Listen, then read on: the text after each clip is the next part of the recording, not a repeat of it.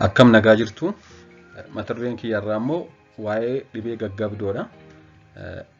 Waa'een dhibee gaggabdoo baay'ee bal'aadha. Haa ta'u malee barnoota maatiif ta'u akkaataa maatiif ta'utti gabaabsee akka armaan gaditti isinitti qopheesseera hanga dhumaatti na hordofaa.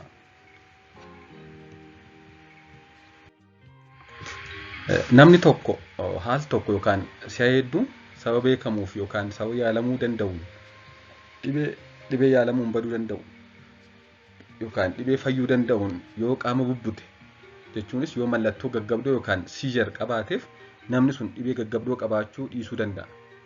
Kanaafuu qaama bubbutuu fi gaggabdoon garaagara jechuudha. Siijarii fi epilepsiin garaagara.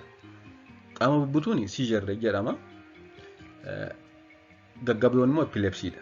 Haa ta'u malee namni sababa ta'ee fi sababa yaalamuu danda'u, sababa fayyuu danda'u yoo qaama bubbute si'a lama si'a sadii haa ta'u hanga barbaade wanti yaalamuu danda'a taanaan daa'imni siijarii qaba yookaan qaama bubbuta jedhama malee dhibee gaggabdoo qaban jedhamu.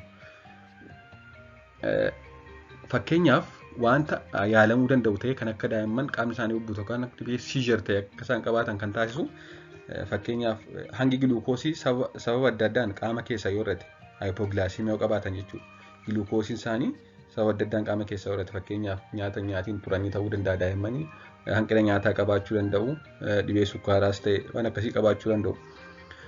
Giluukoosii keessaa qaama isaanii keessaa giluukoosii irratti daa'imman siijarii qabaachuu danda'u kan qaamni isaanii akka mallattoo gaggabduu agarsiisuu danda'u jechuudha. Inni lammaffaan dhibee manjalloo yookaan meninjaayitis yoo qabaatan dhibeen kun infekshinii sammuudha yoo kana qabaatan daa'imman mallattoo gaggabduu agarsiisuu danda'u jechuudha. Akkasumas hangi elementii adda addaa kanneen akka soodiyeemii fi kaalsiyeemii yoo qaama keessaa hir'atan yookaan baay'atan taariitii akka qaamni isaanii bubbutu yookaan akka mallattoo gaggabdoo qabaatan taasisuu danda'a. Akkasumas dabaluu ho'ina qaamaa waliin kan wal qabatu feebiraayil siijar kan jedhamu kan daa'imman umurii 6 hanga waggaa 5 gidduutti mul'atu yeroo qaamni isaanii sababa ta'een ho'u yookaan fiiverii qabaatan mallattoo gaggabdoo agarsiisuu danda'u jechuudha. Kanneen kun siijar jedhamu malee yookaan mallattoo gaggabdoo qabu jedhamu malee dhibee gaggabdoo qabu jechuun hin danda'amu. Maaliif fayyuu danda'u jechuudha wantoonni yaalamanii baduu danda'a jechuudha wanti kun. Kan kana fides adda baay'ee hin beekama jechuudha. Haa ta'u malee nam tokko dhibee gaggabdoo yookaan epilepsii qaba kan jennu sababa hin beekamne yookaan sababa yaalamee guutummaatti sirraa'uun bakka duraatti deebi'uu hin dandeenyeen garaagarummaa isaa 24 olitti si'a lamaa fi isaa ol yoo qaama bubbute yookaan mallattoo gaggabdoo agarsiisedha. Egaa inni kun kan maadhaa inni epilepsii jedhamu kun yookaan dhibee gaggabduu hin jennu kun tokko wayi sababa inni kun dhufeef hin beeknu yookaan immoo sababa isaa beekna haa ta'u malee sababni isaa sun sirraa'uu hin danda'u. Yoo ta'e garaagarummaa isaa 24 keessatti isaa 24 oliin si'a lamaa fi isaa ol yoo qaama isaanii bubbute yookaan mallattoo gaggabdoo agarsiisan daa'imni sun yookaan namni sun dhibee gaggabdoo qaba jedhama. Dhibeen gaggabdoo sababa hedduun dhufuu danda'a. Isaan keessaas tarii miidhaa yeroo ta'e sammuurra ga'e yeroo dhalatan isaa ta'u yeroo kam sammuurra miidhaan geenyaan balaa konkolaataan isaa ta'u balaa adda addaadhaan sammuurra miidhaan geenyaan yeroo dhalatanis qilleensa dhabuu yookaan affanamuu isa jennu asfeksiyaa isa jennu jechuudha. Sababa ta'een yoo sammuurra miidhaan ga'e gaggabdoo qabaachuu danda'u. Inni garbaan yeroo ta'etti dhibeewwan daddarboo sammuu miidhan tariitii hubamanii yoo turan ta'e wantoota akka meninjaayitis, insefaalaayits kan jedhamu dhibeewwan sammuu hubuu danda'an godhatanii wanti sun madaa kaa'ee darbee yoo ta'e xabaasaa kaa'ee darbee yoo ta'e dhibee gaggabdoo akka isaan godhatan taasisuu danda'a. Akkasumas rakkoolee adda addaa ujummoo dhiigaa sammuu keessa jiran waliin wal qabatan ujummoon dhiigaa kan sammuu keessa jiran sababa adda addaan tariitii yoo akka garaa dhiiga dabarsuu dadhaban yookaan immoo yoo tariitii sammuu keessatti dhiigan sababa adda addaan ujummoon dhiiga sammuu keessa yeroo rakkoo godhate wanti kun dhufuu danda'a jechuudha. Akkasumas tarii kan maatiin dhufu ta'uu danda'a. Faamiliyaal isa jennu kan sanyiin daddarbu ta'uu danda'a jechuudha. Haa ta'u malee kun persentaa muraasa. Akkasumas immoo kan sababa qorichoota adda addaan dhufanis jiru. Sababa qorichoota adda addaa gaggabdoo qabaachuu danda'a jechuudha. Haa ta'u malee hedduun isaanii ka'umsi yookaan sababni isaa hin beekamu jechuudha. Sababa namni tokko dhibee gaggabdoo qabaatu hedduun isaa hin beekamu. Gaggabdoon gosa hedduutu jira. Gosa hedduu yeroo jennu kan gaggabdoon fakkaannes jiru kan namni waan masalphaawii dhadhee bira darbu kan immoo gaggabdoon nama sodaachisu kan baay'ee miidhaa cimaa fidus jira jechuudha. Kanaaf fakkeenyaaf ija qofaa libsachuu dadhabuu hanga qaama guutuu of wallaalchisuun fedha malee urgufuutti ga'uu danda'a jechuudha. Ija qofa libsachuu dadhabuu hanga qaama guutuu urgufuu of wallaaluu hanga sanaa ga'uu danda'a jechuudha. Kanaafuu gosa hedduutu jiru.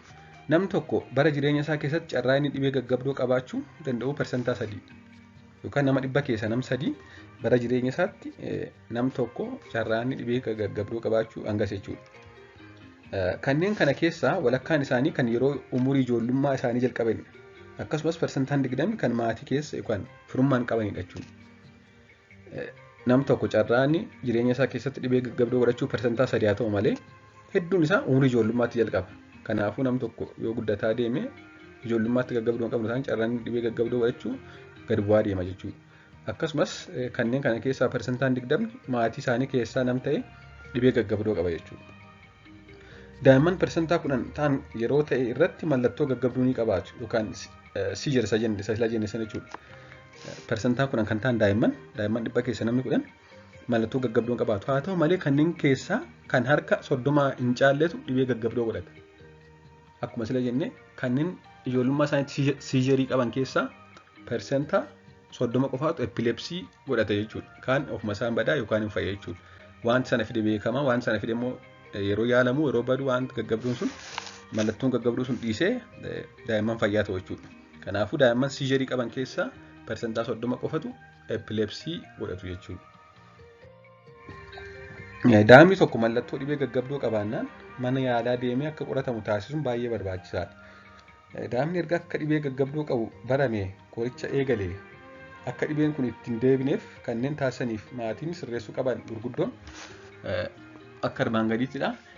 Rakkoon jiru maadha hawaasa keenya keessa daa'imni tokko dhibee gaggabdoo akka qabu mana yaalaatti itti himamaa. Dawaan kanaaf ta'uun jalqabamaa. Haa ta'u malee dawaan sun akka sirriitti hojjetee daa'imni sun dhibee gaggabdoo kanarraa bilisa hin taane kanneen taasisan keessaa inni jalqabaan qoricha haala ajajamaniin kennuufii dhaabu. Maaliif qorichi farra gaggabdoo kuni qorichi gaggabdoof kennamu yeroo dheeraaf kennama. Maatiin immoo maal godhu ji'a tokko ji'a lamaaf kennanii yoo daa'imni gaggabdoon qabu ta'e adda kutu jechuudha qoricha sana. Yeroo adda kutan wanti kun deebi'ee itti deebi'a jechuudha. Inni lammaffaan hordoffii yaalaa gahaa ta'e gochuu dhabu. Tarii yeroo namni kiiloon qaama namaa jijjiiramaa deemu tariitti hangi qorichaa dabalamuu barbaachuu danda'a. Qorichi gosni biraa jijjiiramuu danda'a. Gosni gaggabdoo akkuma sila jenne hedduu waan ta'eef qoricha gosa garaagaraa barbaachisa. Kan adda baasu immoo qorannoon adda addaa hordoffiin adda addaan barbaachisa. Kana gochuun dhabuun akka dhibeen gaggabdoo sun itti deddeebi'u ta'a jechuudha. Inni gara biraan gosa gaggabdoo fi ka'umsa isaa adda baasuu fi qorannoo barbaachisu taasisuu dhabu. Ogeessa dhimmi isaa ilaallatu bira ga'uu dhabu jechuudha. Gosa gaggabdoo hedduu jiru keessaa sakamti daa'ima kana hubeera. Sakamti nama kana hubeera. Dhibee gaggabdoo isa gosa kanaaf immoo qoricha sakamti ta'a. Dawaa sakamti ta'a kan jedhu adda baasuun baay'ee barbaachisaadha jechuudha. Kan adda baasuuf qorannoo barbaachisa jechuudha. Akkasumas hirriba gahaa dhabuun akka daa'imni gaggabdoo qabu wanti sun itti cimu yookaan qaama keessaa ka'u taasisa jechuudha. Osoo qoricha fudhataa jiru. Akkasumas aarii baay'isuu daa'imman amma aarii baay'isan akka gaggabdoon amma ammatti deebi'u ta'a jechuudha. Akkasumas immoo araada adda addaa fayyadamuun daa'imni gaggabdoo qabu akka qorichaan yookaan dawaadhaan hin to'atamne taasisa jechuudha. Daa'imni tokko ammatti yookaan tasa daa'ima qofatu hin ta'in namni kamuu tasa mallattoon dhibee gaggabdoo yoo isa jalqabe wantoota maatiin yookaan namni bira jiru taasisuu qabu yoo ilaalle yeroo hedduu karaarra yeroo deemnu namni ta'e dhibee gaggabdoon godhata dingata kufee qaamni isaa guutuu urgufuutti ka'a yeroo akkasii maatiin hawaasni keenya maal godhaa kibriitii fuudheetti funyaanitti aarsa jechuudha. Haa ta'u malee kan ta'uu qabu kana miti. Daa'imas haa ta'u namni guddaan yeroo inni mallattoo gaggabdoo agarsiisu yeroo inni dhibee gaggabdoo godhatu tokko akka isaan of hin miinetti lafa ciibsuun wantoota adda addaa daa'imni yookaan namni sun itti dhiyaatee jiru tariitii itti bu'ee of miidhuu danda'a kan jennu biraa kaasuu qabna jechuudha. Lafatti qabnee tursiisuu danda'uu qabna.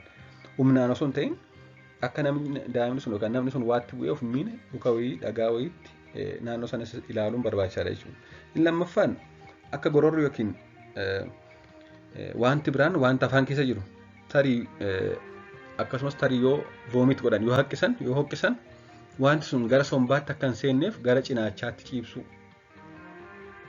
Namni sun yookaan daa'imni sun siis godhaa jira ammatti qaama isaa urgufaa jira tariitii afaan keessa waa jiraachuu danda'a. Yoo jiraachuu baates gororri isaa yookaan tariitii yeroo akkas ta'u sana haqqisuu danda'a. Yeroo haqqisuu sana immoo akka wanti sun gara sombaatti hin kaane yookaan akka hin fe'amne gara cinaachaan ciibsuu qabna jechuudha. Garaan yookaan duddaan ciibsuu hin qabnu. Cinaachaan yoo goone akka wanti sun gara bakkeetti ba'uu ta'a malee akka gara sombaa hin deemne taasisa. Inni sadaffaan akka isaan qaama isaanii hin urgufneef qabanii dhaabsisuu yaaluu dhiisuu.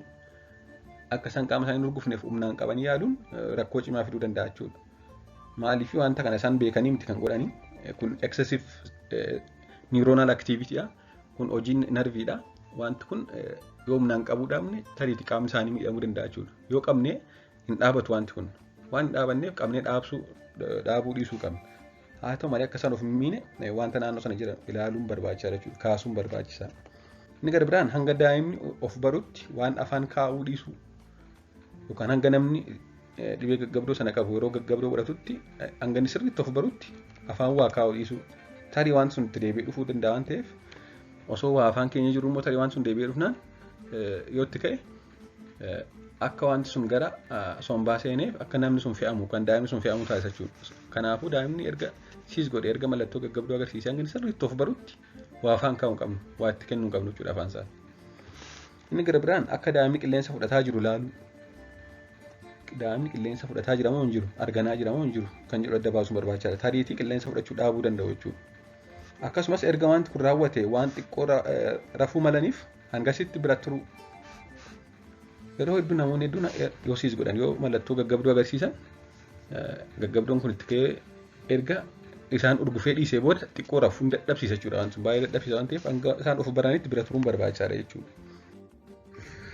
Haa ta'u malee wanti kun hanga daqiiqaa 5tti kan hin dhaabbanne yoo ta'e bira dhaabbannee qabnee akka isaan of miine goonee cinaachaan ciibsinee wandumaa goonee ilaallee haa ta'u malee daqiiqaa 5 gidduutti dhaabataan jiru ta'e wanti kun tuma fufee urgufaa jira yoo ta'e akkasumas daa'imni duraan mallattoo dhukkubbii adda addaa agarsiisaa kan ture yoo ta'e tariitii duraan ho'ina qaamaa qabate tariitii duraan qufaa ture kan ta'e mallattoo dhukkubbii biraa qaba yoo ta'e akkasumas qilleensa fudhachuu yoo dadhabe yeroo akkas ta'u kana qilleensa fudhatee baasuu yoo dadhabaa jira ta'e akkasumas naannoo arrabaa hidhii fi fuula yoo gurraache siyaanootik yoo ta'e jechuudha.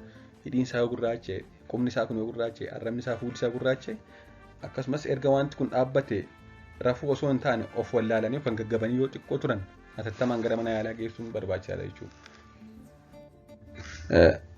Galatooma chaanalii kana sabiskiraayib gochuun dagatiina maatii daa'imman qaban hedduu affeeraa namoonni hedduun irraa barachuu danda'u waan ta'eef galatooma.